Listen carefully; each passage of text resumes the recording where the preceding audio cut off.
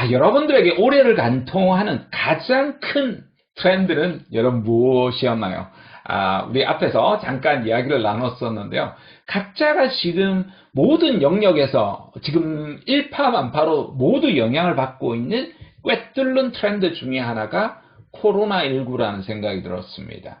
여러분이 이야기하는 모든 사업들에 막대한 지금 영향을 끼치고 있죠. 여러 가지가 있긴 하겠지만 정치적 이슈도 있겠지만 그러니까 코로나를 비껴갈 수 없는 부분이 있습니다. 이것을 지난해 코로나가 미친 경제라고 해서 Vnomics라는 이야기를 했습니다.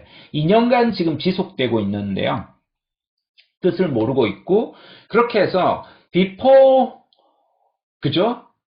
Christ 원래는 after Christ인데 before 코로나, after 코로나로 바뀌었다라고 생각할 정도로 새로운 기준이 생기는 것을 new normal이라고 하는데요. 그렇게 바뀌어 나가고 있다. 이렇게 볼 수 있을 것 같습니다. 정말 여러분도 어쩌면 그런 마음이 있을 것 같은데요. 지긋하는 그런 마음 여러분 없으세요? 아니 2년 동안 마스크 쓰고 다니시니까요. 하지만 결국은 분명 종식될 겁니다.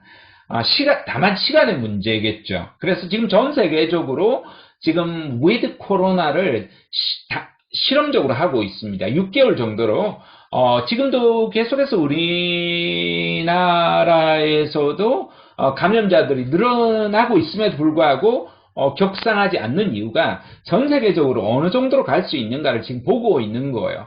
그러면서 지금 부스터 샷이 나오고 있고 곧 또 치료제가 어떤 형태로든 또 나올 거예요. 그렇지만 이게 회복이 되고 나면 결과는 분명히 다를 겁니다. 국가든 그게 기업이든 한 개인이든 마찬가지로 달라질 거라는 겁니다. 철학자 니체는 이런 말을 했습니다. 인생의 사관학교에서요. 우리를 죽이지 못하는 것은 우리를 더 강하게 만든다. 이런 이야기를 했는데요. 철학자 세네카 역시도 신은 역경을 주어서 위대한 사람을 단련시킨다라고 했습니다. 그러니까 우리가 지난 2년 동안 정말 지루하고 지난하고 이 역병으로 시련과 역경에 닥쳤었는데요. 우리가 이제는 더 강해질 차례고 그 과실을 더 따먹을 수 있는 시대가 도래했다. 이렇게 그러한 믿음을 한번 가져보고 싶습니다.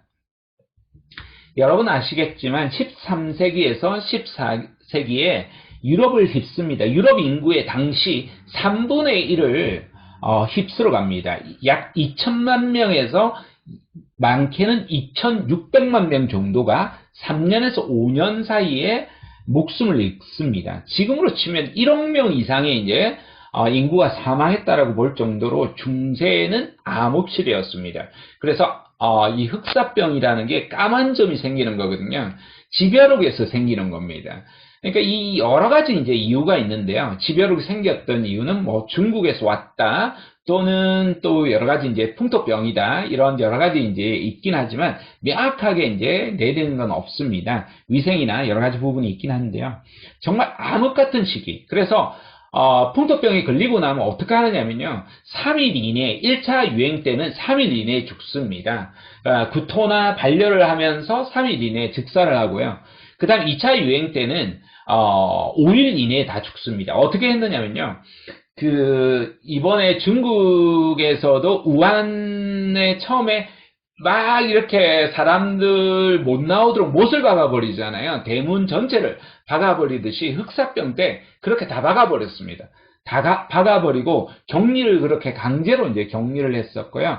실제로 베니스 같은 경우에 일부분에 밀라노 같은 경우에는 선박들이 이제 못 들어오게 이렇게 하면서 다른 데는 40, 50%인데 감염률이 15%로 떨어질 정도로 가장 암흑 같은 시기였습니다.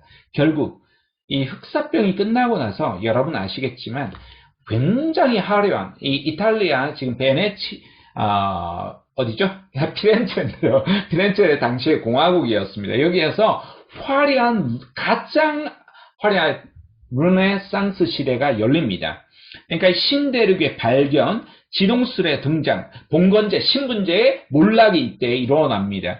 그러니까 왜냐하면 종교는 오히려 돈을 더 많이 벌게 되었습니다. 왜냐하면 이게 신의 형벌이라고 생각했었는데요. 결국은 그들의 착복만 해 나가는 모습을 보고 엄청난 이제 실망을 거치게 되고 이제 신분 제도도 이제 몰락을 하게 됩니다. 그러면서 상업이 이제 성장을 하게 되고 종이, 인쇄술, 각종 이제 기술들이 뛰어나게 됩니다. 항해술, 하약, 신기술이 이제 계속해서 발명이 되고요. 문화예술의 발전들이 일어납니다. 그러면서 여러분 아시는 미켈란젤로에서 다빈치에서부터 이때 이제 르네상스 시대에 엄청난 많은 천재들이 이제 탄생을 하게 됩니다. 자, 우리도 그렇게 밝은 미래가 도래할 것이라는 믿음 하에서요. 우리 지난 올해 한 해를 한번 대한민국의 한 해를 되돌아보려고 합니다. 김난도 교수가 지난해 트렌드 코리아 2021에서 밝혔던 이야기입니다. 속도가 더 중요하다. 모두가 중요하죠. 당연히 방향이 더 중요하다. 이렇게 생각합니다. 당연합니다. 방향이 훨씬 더 중요한 것은 분명합니다. 방향을 몰라서 하는 이야기는 아닙니다. 우리가 그럼 방향이 뭐냐 이런 생각을 하시는 분들이 있으신데요. 당연합니다. 방향은 인간 삶의 질을 향상시키는 것이죠.